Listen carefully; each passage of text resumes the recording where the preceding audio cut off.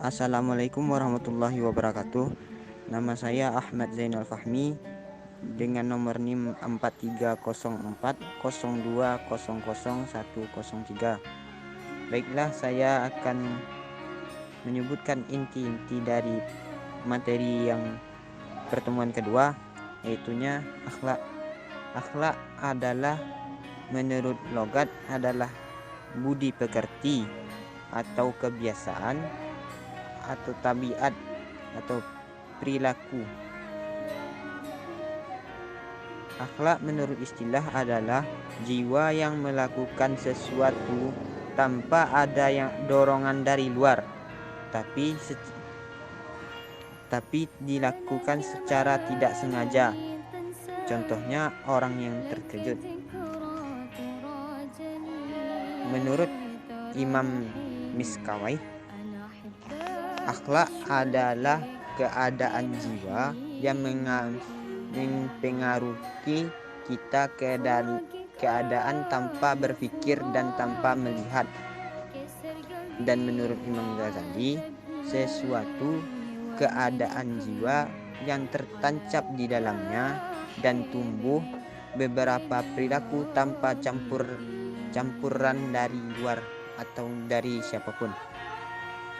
Menurut Ibrahim Mais, keadaan jiwa yang mana bersumber di dalamnya terdapat beberapa perilaku baik ataupun perilaku buruk, dan perilaku tersebut tanpa dilakukan secara berpikir.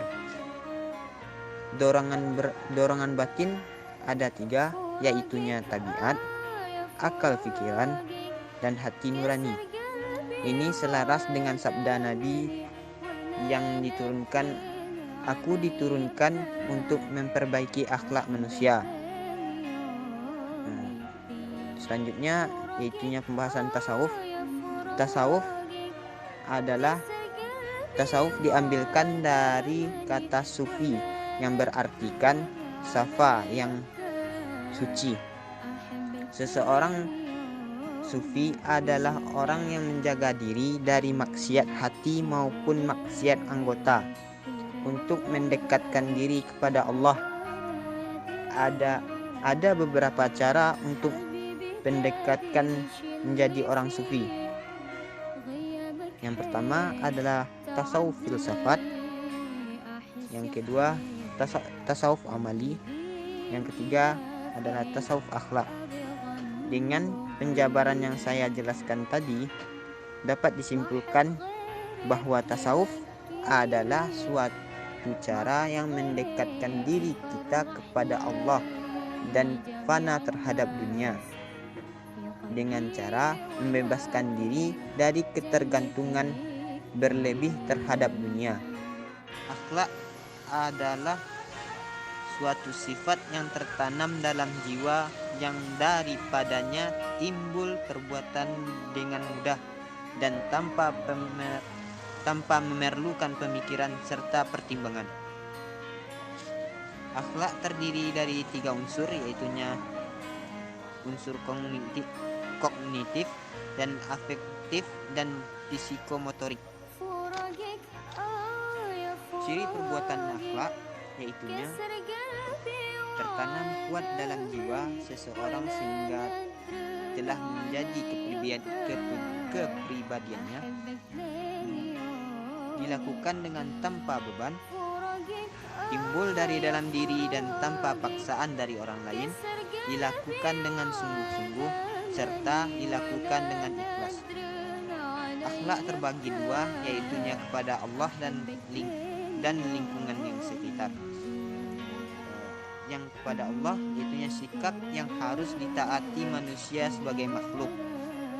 Kalau bagi lingkungan sekitar yaitunya sikap yang bersumber dari manusia sebagai khalifah di muka bumi. Semua ini berkenaan dengan hadis Nabi, yaitu yang artinya sesungguhnya aku diutus untuk menyempurnakan akhlak. Hadis riwayat Baihaqi. Manajemen hati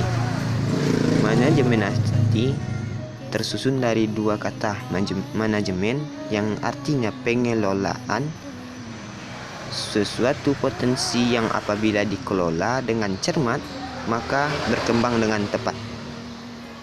Dan kalbu, yaitunya hati nurani, yang merupakan raja dari anggota tubuh yang mengelola rasa atau perasaan.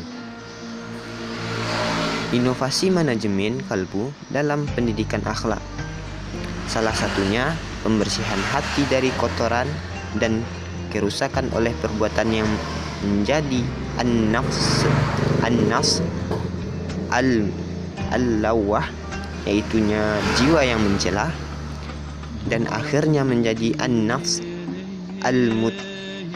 al-mutahayyinah, dengan solusi menghapus cinta yang berlebih terhadap dunia serta hilangkan segenap kesedihan, duka, dan khawatir atas segala keduniawian, serta terus mengingat Allah. Ciri-ciri penyakit hati, yaitunya rasa cemas, bila berdiri sempit hati, dia amarah, dendam, ghibah.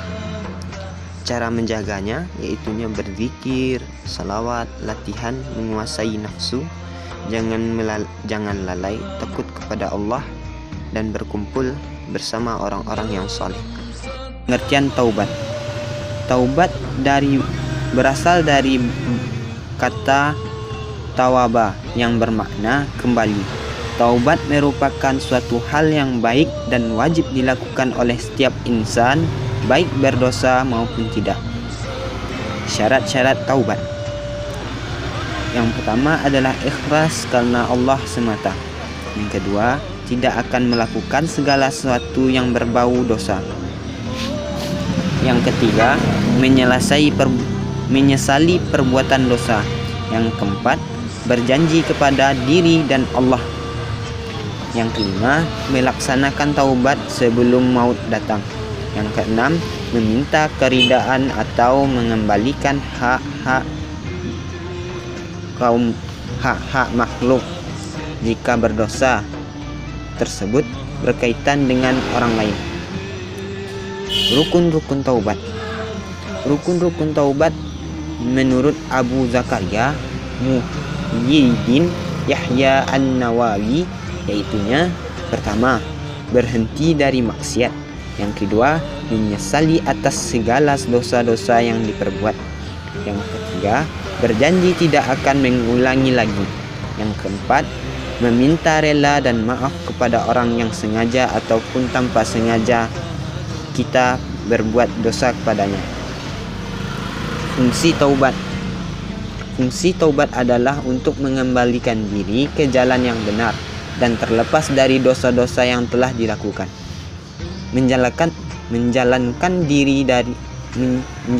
diri dari perbuatan maksiat dan mendekatkan diri kepada Allah. Ini adalah fungsi utama dari taubat. Jenis-jenis taubat.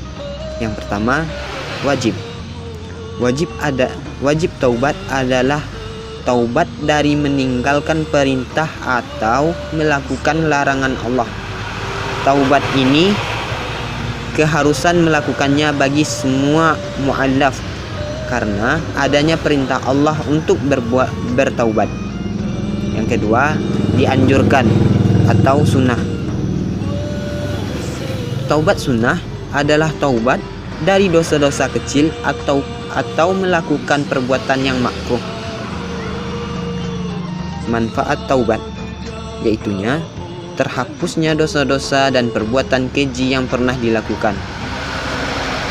Yang kedua, memperbaharui iman dan meningkatkan kualitasnya. Yang ketiga, lebih mendekatkan diri kepada Allah. Yang keempat, mengganti keburukan menjadi kebaikan.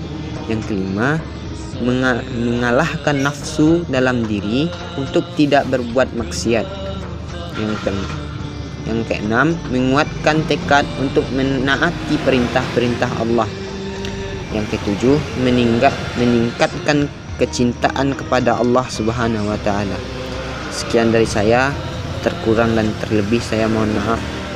Assalamualaikum warahmatullahi wabarakatuh.